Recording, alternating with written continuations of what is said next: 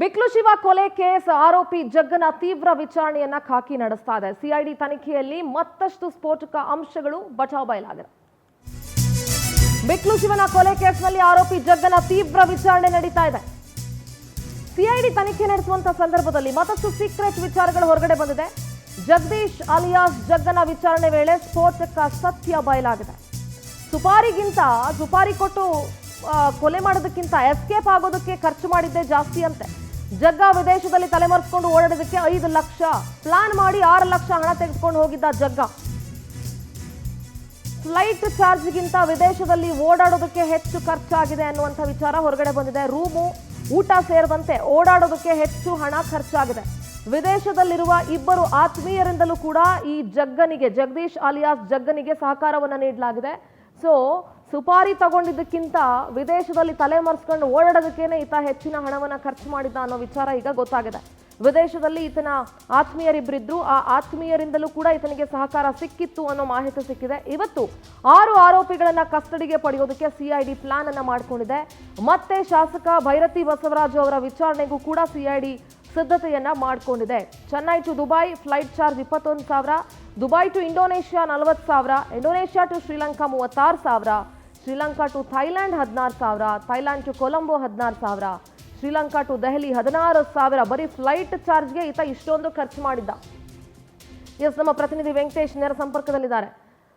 ವೆಂಕಟೇಶ್, ಬಿಕ್ಲು ಶಿವನ ಕೊಲೆ ಪ್ರಕರಣ ಏನಿತ್ತು, ಇದರಲ್ಲಿ ಜಗದೀಶ್ ಅಲಿಯಾಸ್ ಜಗ್ಗನನ್ನ ಅರೆಸ್ಟ್ ಮಾಡಿದಾಗ ವಿಚಾರಣೆ ನಡೆಸಬೇಕಾದ್ರೆ ಸಾಕಷ್ಟು ವಿಚಾರ ಬಯಲಾಗಿದೆ.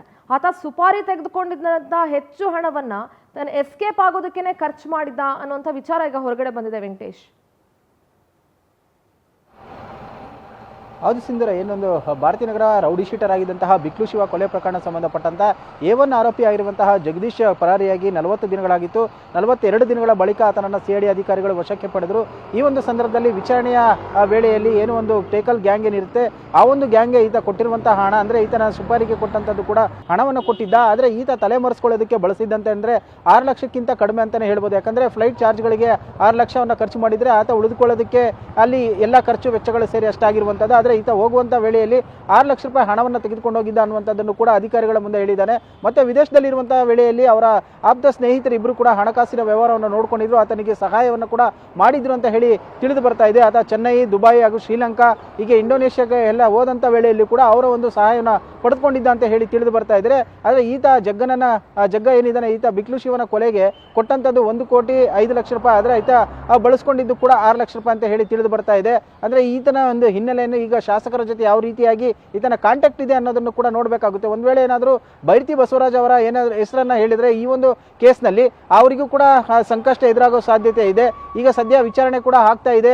ಈತ ಹೇಳ್ತಾ ಇರುವಂತಹ ಕೆಲವು ಅಂಶಗಳಂತ ಹೇಳಿದ್ರೆ ಕೇವಲ ಹಣಕಾಸಿನ ವಿಚಾರ ಮತ್ತು ಆ ಒಂದು ಜಮೀನಿಗೆ ಸಂಬಂಧಪಟ್ಟಂತಷ್ಟೇ ಇಬ್ಬರ ನಡುವೆ ಮನಸ್ತಾಪ ಇತ್ತು, ಕೊಲೆ ಮಾಡುವ ಉದ್ದೇಶ ಇರಲಿಲ್ಲ ಅಂತ ಕೂಡ ಹೇಳ್ತಾ ಇದ್ದಾರಂತೆ. ಆದ್ರೆ ಇದು ಎಷ್ಟು ಮಟ್ಟಿಗೆ ಸತ್ಯ ಅನ್ನೋದನ್ನ ನಾವು ನೋಡಬೇಕಾಗುತ್ತೆ. ಶಾಸಕರನ್ನ ಬಚಾವ್ ಮಾಡೋ ಉದ್ದೇಶದಿಂದಾಗಿ ಈ ತರ ಏನಾದರೂ ಹೇಳ್ತಾ ಇದ್ದಾರಾ ಅನ್ನೋಂಥದ್ದು ಕೂಡ ಅಧಿಕಾರಿಗಳ ತನಿಖೆಯನ್ನ ಮಾಡ್ತಾ ಇರುವಂತದ್ದು. ಸಿಂಧೂರ, ಓಕೆ, ಥ್ಯಾಂಕ್ ಯು ವೆಂಕಟೇಶ್, ನಿಮ್ಮೆಲ್ಲ ಡೀಟೇಲ್ಸ್ಗಾಗಿ.